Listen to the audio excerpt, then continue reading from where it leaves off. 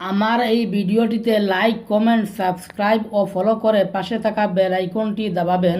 তাহলে ভালো ভালো ভিডিওগুলো সবার আগে পাওয়ার জন্য। জোরে হাওয়া জোরে পাখি,